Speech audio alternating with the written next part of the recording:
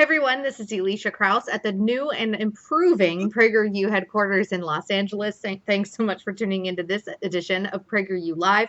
Don't forget that our lives and our videos are always free because of generous donors like yourself. So please consider donating today. Even $5 makes a huge difference, especially to reach young millennials like myself, who are the majority of our audience. Today, we are really excited to be joined by nationally syndicated columnist and a best-selling author of parenting books. He's also a twice PragerU presenter. Today, he talks about how to get your kids to listen, which I know lots of parents heading into summer break are going to be really riveted and paying attention to. I've even shared it with friends of mine that are single and don't have kids, and they're like, oh my God, this is so true. I love this. John Rosemond. John, thanks so much for being with us today. Oh, thanks for inviting me. It's truly, truly my pleasure. I appreciate it. So your first video for PragerU talked about the power of vitamin N. And I think that there should be watched probably in conjunction. By the way, that has almost 3 million views on our PragerU.com, so people should go check it out. And today's video, you talk about how to get your kids to listen, but it was almost more about obeying. Is listening a part of obeying? Well, I don't know that I use the term listen, but I think in the vernacular, the current parenting vernacular, to listen, for a child to listen means or is equivalent to obedience. So I think that, yeah, what I was talking about, what I am talking about on that latest PragerU video is how to get kids to obey. I travel the country 9 months a year, pretty well coincides with the school year, in my guise as a public speaker on parenting and family matters. And I don't hide in the green room before the talk, and I don't retire to the green room afterwards. I'm out in the lobby and talking to people. And this is the way I keep what I call a finger on the pulse of parenting in America. So I claim, and I think it's probably a legitimate claim, to talk to more parents on an annual basis about child rearing matters than anybody else in the United States. And the number one question is, how do I get my kids to obey? It's phrased, of course, in a multitude of ways, but it all comes down to that. John, we can't get our children to listen. We can't get our children to do what they're told. And how can we accomplish that? And so therefore, the PragerU video, which when you guys were discussing the various topics with me, I felt like a video on obedience was probably more needed than anything else, along with vitamin N, of course. But so at what point then? I'm a mother of a 3.5-year-old. I'm 8 months pregnant with my second. And at what point do you think a child should be able to understand and comprehend? And at what point should parents really start instilling the necessity for their child to obey what they say?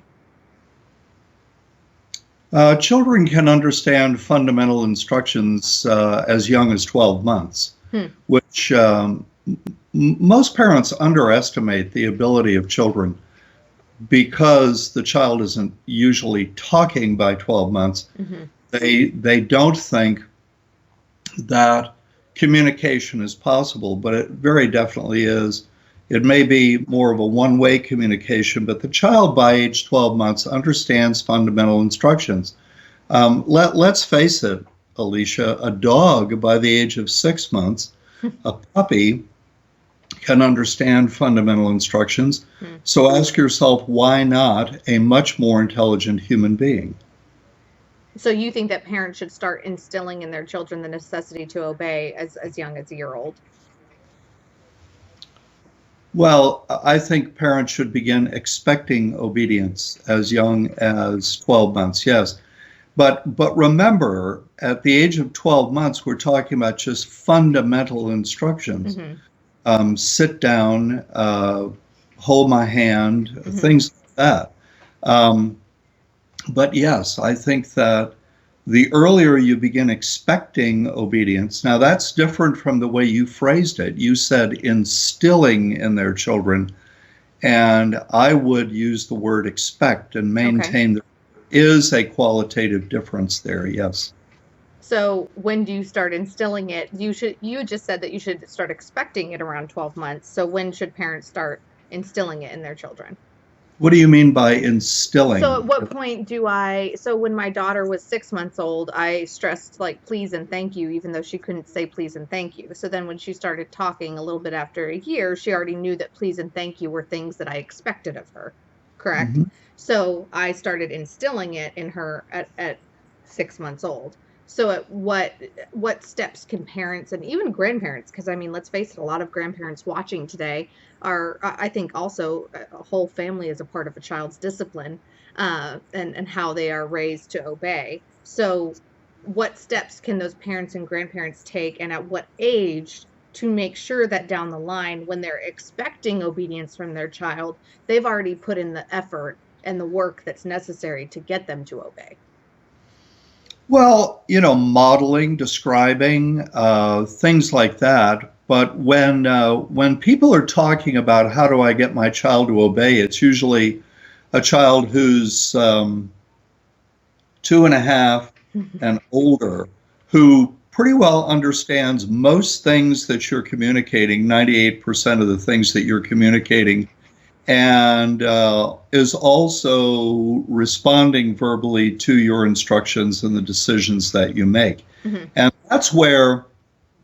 that to me is where the parenting rubber, if you will, hits the road. That's where parents begin having difficulty. Because today's parents, to cut to the chase, believe that obedience is all a matter, or obtaining obedience from a child is all a matter of using consequences correctly, which is a post-1960s understanding of the disciplinary process.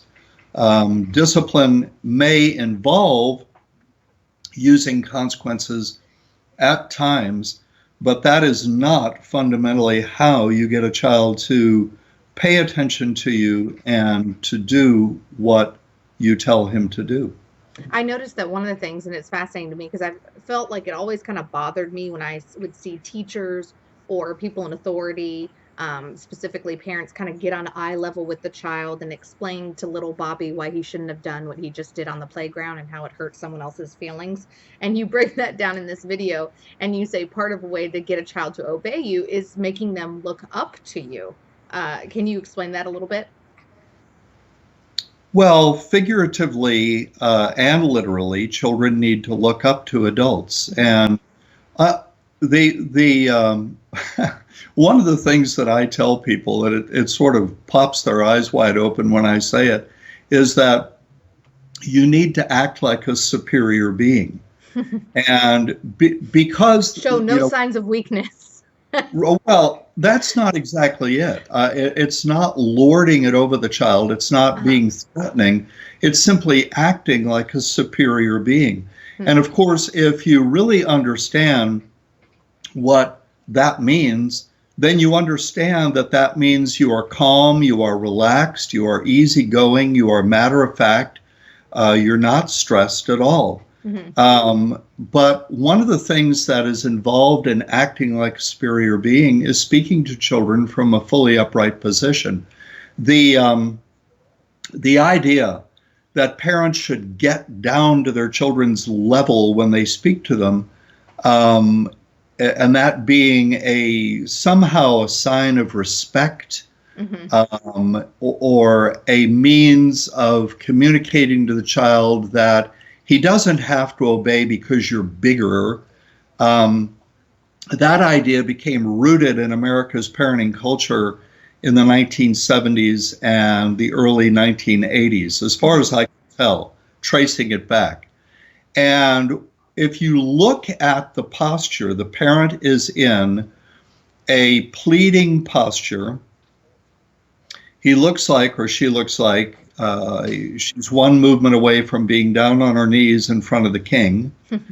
And because the body posture is pleading, 99.9% of the time, if you listen to what the parent is saying, if you listen to their tone of voice, it is a pleading tone of voice. And it always, or almost always, ends with okay, with a question mark. Billy, it would really help mommy out if you would. It's asking, it's suggesting. And I keep saying to parents, look, that in and of itself is the problem. You're not communicating from that posture. You're not communicating in that tone of voice. You're not communicating with your words anything more than a suggestion. You lead off with an explanation. Honey, my girlfriend has come back from vacation and wants to show me her pictures, and she's coming over, and she'll be here in 10 minutes, and I want to serve her coffee and pastries and talk to her in this room, and it would really help mommy out if you would pick up these toys and move them somewhere else. Will you do that for mommy, okay? Yeah, you talked about, I mean, that was almost 50 words right there. And in the video, you also mentioned to use 10 words instead of 50, because explaining to a child it is going to create an environment of them then questioning you, which leads to an inevitable argumentative child. Yeah, you see, most of this stuff came out of the 60s and 70s. The psychological community, and I am a psychologist, and I know this very well. I was there when it was happening in graduate school. The psychological community maintained that children should be given reasons when parents gave instructions or made decisions, communicated decisions. And what I have subsequently discovered, both with my own children and through work with other parents, is that explanations lead almost invariably to argument. The child grabs a hold of the explanation and begins to figuratively shake it, trying to find some weakness in the explanation. So, using the example I just gave, the child is likely to come back with, but I was here first, why do I have to move? And besides, you won't let me in here and you should have to follow the same rules. No, I'm not going to move. You should meet with your girlfriend in the kitchen. And the parent comes to me at a speaking engagement and says, John, I've got an argumentative child. And I go, no, you don't. No, you don't. I already know what the problem is. Oh, what's the problem? You're explaining yourself. Well, isn't that what I'm supposed to do? Right. This is what the psychological community said beginning in the late 1960s. And this idea has become embedded in America's parenting culture. But today's parents, they don't understand it, and especially millennial age parents, on up to age 45, don't understand that prior to the 1960s, parents didn't give explanations. And I keep saying to parents, you are not obligated to justify your authority to your children. Your authority is natural. So whenever my 3.5-year-old asks why, it's totally okay for me to say, because I said so? Absolutely. That is what you should say. Okay. Not is it okay for me to say, Elisha? You should say that. And what is that? It is nothing more than an affirmation of the legitimacy of your authority. It shouldn't be screamed. It shouldn't be snarled. It shouldn't be said with a paddle or a belt in your hand. It's just, well, because I said so. It's just relaxed. And I keep saying to parents, look, you're under a lot of stress. Parenting has become the single most stressful thing a woman will do in her entire adult life. So, hashtag mommy wars. Pardon me? I said hashtag mommy wars. I'm not familiar with that, but is that some sort of Twitter thing? I don't. Well, it's the judgment and the thought pieces of like women judging other women and how they mother and whether they work or whether they stay at home or whether they bottle or whether they breastfeed, whether they had a C-section or natural birth. It's a thing. I call it the Good Mommy Club. The Good Mommy Club, and it's defined by a set of doctrine, and one of the doctrine is You will explain yourself to your child, and one of the doctrine is that you will not say because I said so, and one of the doctrine is you will bend over into this ridiculous position when you talk to your child, and so on and so forth. But the government says because I said so to me, I'm a self-employed. The government says because I said so to me 4 times a year. The government's various government agencies say because I said so to me all the time. When I was not self-employed, my employer said because I said so. And I don't mean they use these words, these 4 words. I mean that people in position of legitimate authority do not feel the need to justify their authority to the people over whom they have legitimate authority. And the same is true of parents. Parents out there who are listening to this, look, your authority is natural. Your authority is legitimate. You would make the ultimate sacrifice for your child. Dig this. Your child would not make the ultimate sacrifice for you. This is not a relationship between equals. You are the superior being in the relationship. Your child's life and well-being depends on you. Because I said so is nothing more than an affirmation of the legitimacy of your authority. And by the way, the research done by Diana Baumrind at the University of California is clear that obedient children are the happiest children. Well, I can't think of a better way to wrap up this PragerU Live with John Rosemond. Thank you so much. I've definitely learned a lot. I'm sure our viewers have as well. And everyone should be sure to go to PragerU.com or check out on this Facebook page your latest PragerU video. And congrats on that being up. And we really appreciate your time today.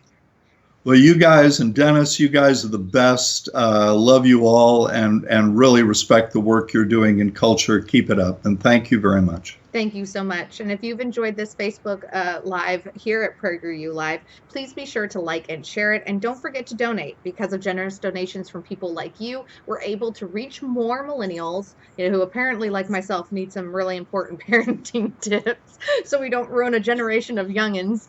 And keep those videos free, reach more people. Even $5 makes a big difference. Thanks, everyone, for tuning in. This is Elisha Krauss from the PragerU HQ signing off.